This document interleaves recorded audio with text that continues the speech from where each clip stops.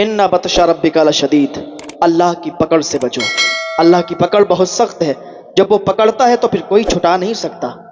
इसलिए अल्लाह की बारगाह में ताइब हो जाएं, अल्लाह की बारगाह में तौबा कर लें, अल्लाह ताला एक तौबा से माफ़ फरमा देगा। तौबा सच्ची होनी चाहिए, उसके बाद गुनाहों के करीब नहीं जाना चाहिए। अल्लाह ताला तो फरमाता है, मेरे बंदे आ तो सही, मैं तेरी तौबा को कबूल फरमाने वाला हूँ। जब बंदा सच्ची तौबा अल्लाह की बारगाह में करता है तो अल्लाह ताला उसे ऐसे ही माफ़ फरमा देता है जैसे उसने कभी गुनाह नहीं किए। और इस वाक़ये ने लाखों करोड़ों नौजवानों के दिलों को झंझोड़ के रख दिया है। हाँ, एक औरत थी, कब्र से मुर्दे को बाहर खींच रही थी। उसने कब्र से मिट्टी हटाई और उस मुर्दे को बाहर खींचा।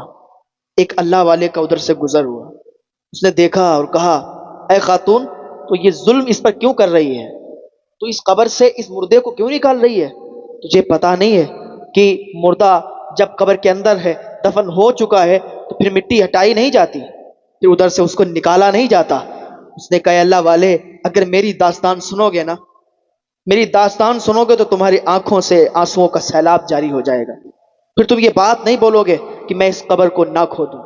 मैं क्यों ना खोदूं इस कब्र को? जब मेरी बात सुन लोगे तो तुम भी कहोगे वाकई तू सही कर रही है। तो उस अल्लाह वाले ने कहा, बताओ दास्तान क्या है, बताओ बात क्या है कि जिस बात पर तुम आज यहाँ पर कब्र खोद रही हो और इसके अंदर जो मुर्दा दफन है उसको बाहर निकाल रही हो, क्या करोगी उस मुर्दे को बाहर निकाल कर? कहा, इसकी जबान काटूंगी, इसके टांगे काटूंगी, इसके पैर काटूंगी।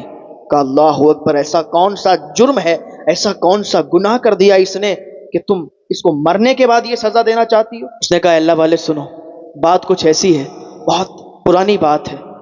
वो किसी मुल्क का एक बादशाह था, उसकी दो बीवियां थी।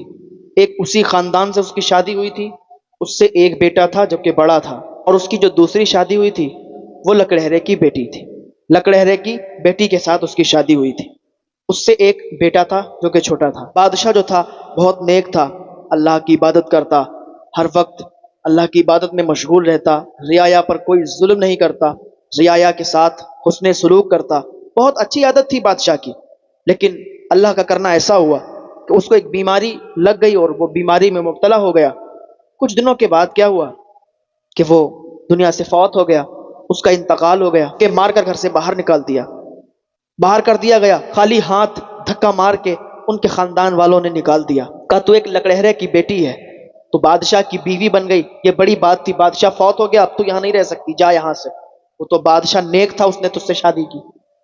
उनके मरने के बाद बेघर कर दिया गया, एक जंगल में चली गई, झोपड़ी बनाई, वहां पर अपने बेटे की परवरिश की, लोगों के घरों पे बर्तन मांजे, लोगों के कपड़े धोए, लोगों की नौकरी की, मजदूरी की, पैसे कमाए, अपने बेटे की परवरिश की, अपना घर चलाया।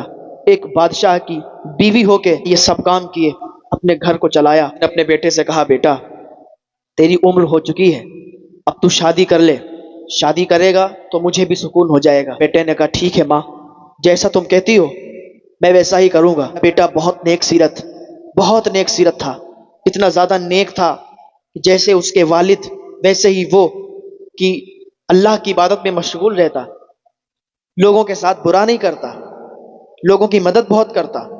पैसे नहीं थे उसके पास, लेकिन सिर्फ पैसों से मदद नहीं होती है, अपने आप भी मदद के लिए आप आगे बढ़ेंगे तो मदद हो जाया करती है।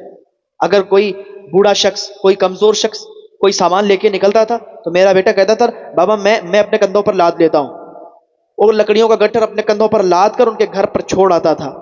इस तरीके से खूब मदद करता था। लोग उसे बहुत प्यार करते थे, बहुत मोहब्बत करते थे। तीनों लोग बहुत आराम से रहने लगे कि बादशाह का बड़ा वाला बेटा बादशाह के जाने के बाद वो बादशाह बन गया।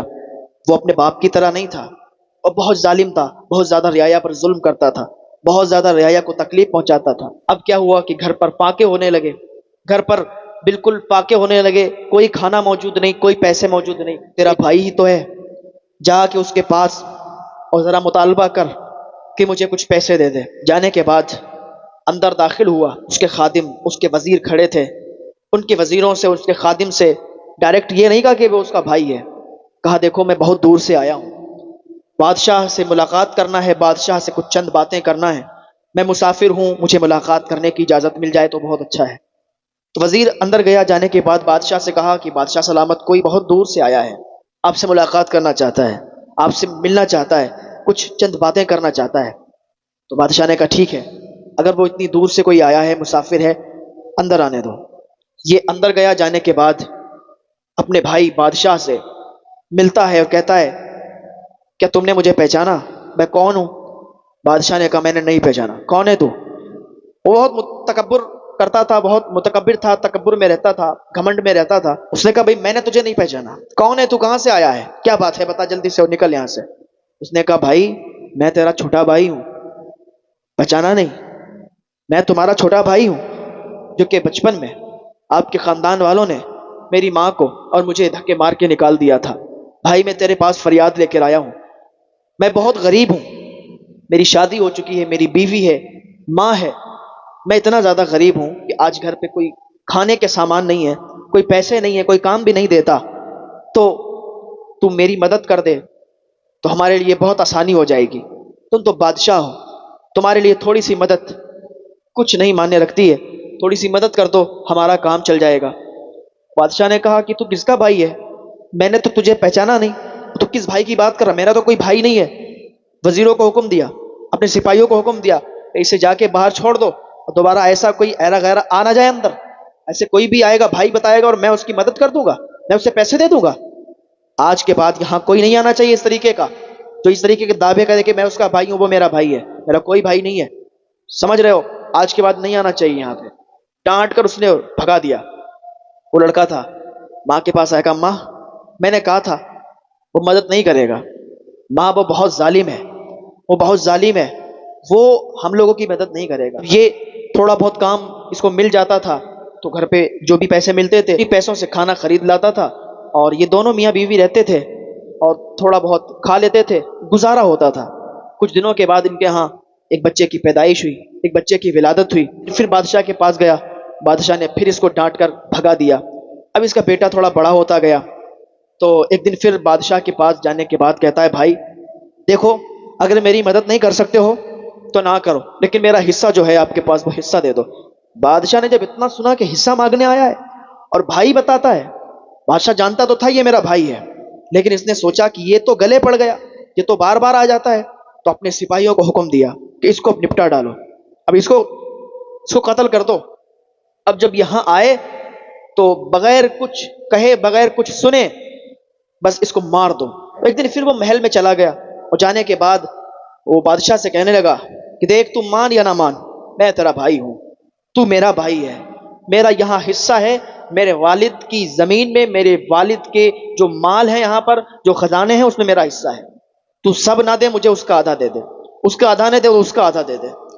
تو بادشاہ نے کہا زیادہ زبان درازی کرتا ہے تو، زیادہ آ کے یہاں باتیں کرتا ہے، بھائی مجھے بتاتا ہے، حصہ مانگتا ہے۔ سپاہیوں کو حکم دیا کہ یہ زیادہ بول رہا ہے، اس کی زبان کاٹ دو۔ سپاہیوں نے اسے پکڑا اور جلدی سے اس کی زبان کاٹ دی۔ جب زبان کاٹی زمین پر گر گیا، زمین پر گرا، تڑپنے لگا۔ تو بادشاہ نے جو کہ اس کا بھائی تھا کہنے لگا ابھی مجھے تسلی نہیں ہوئی ہے، ابھی مجھے سکون نہیں ملا ہے، ابھی یہ انہی پیروں سے بار بار آتا ہے اور مجھے پریشان کرتا ہے، لہٰذا اس کے پیر کاٹ دو۔ جلادوں نے اس کے پیر کاٹ دیے، زبان بھی کٹ چکی تھی، پیر بھی کٹے، زیادہ دیر زندہ نہیں رہا، تڑپا اور تڑپ کے مر گیا، وہیں پر اس کا انتقال ہو گیا۔ بیوی کو پتا چلا، چیخ نکل گئی، بیوی چیخی، بادشاہ کے پاس آئی، بادشاہ کے پاس آ کے رو رو کے اور اس کو بددعائیں دینے لگی۔ بادشاہ نے کہا اسے باہر نکالو، جلدی سے اسے باہر نکالا۔ سپاہیوں نے کہا جا یہاں سے، آئندہ اندر مت آنا ورنہ تیرا بھی قتل ہو جائے گا۔ اس کا بیٹا تھا وہ بھی بھوک کے مارے بلک رہا تھا، اب کوئی کھانا موجود نہیں تھا، کمانے والا بھی کوئی موجود نہیں تھا، اب تو اس کا انتقال بھی ہو گیا۔ بیوی بہت پریشان تھی، اے اللہ میرے شوہر کو اس ظالم بادشاہ نے مار دیا، میرا بیٹا بھوکا ہے، میرے بیٹے کو بھوک لگی ہے، کہاں سے اس کو کھانا کھلاؤں۔ یاد رکھیں آزمائش ہوتی ہے کبھی کبھی اللہ کی جانب سے، جو اس آزمائش میں پاس ہو جاتے ہیں، جو اس آزمائش میں کھرے اتر جاتے ہیں، وہ اللہ کے مقرب بندے بن جایا کرتے ہیں۔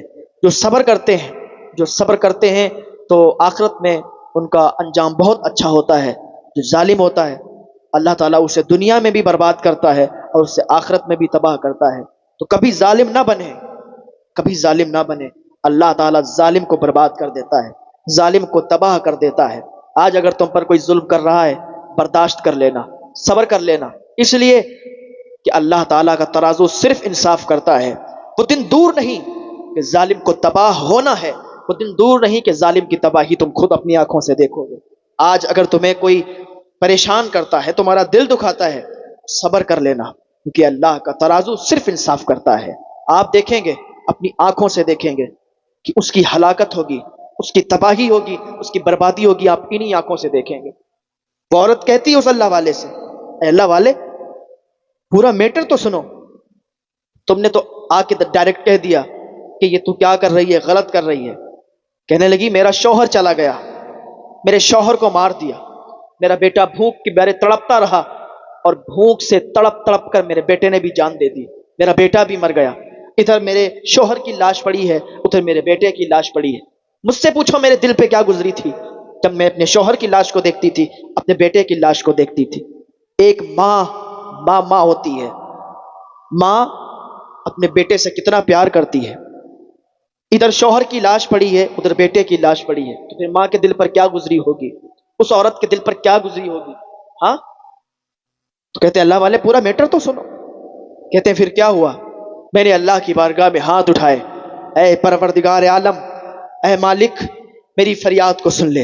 اور جب مظلوم کوئی اللہ کی بارگاہ میں دعا کرتا ہے، رو رو کے فریاد کرتا ہے، تو اللہ تعالیٰ اس کی دعا کو رد نہیں کرتا، اللہ تعالیٰ اس کی دعاؤں کو قبول کرتا ہے۔ وہ جس کے لیے بد دعا کرتا ہے، اللہ تعالیٰ اس کی بد دعا کو شرف قبولیت بخشتا ہے۔ اگر مظلوم ہے کوئی اور ظالم کی تباہی کے لیے دعا کرتا ہے تو وہ دعا اس کی قبول ہوتی ہے۔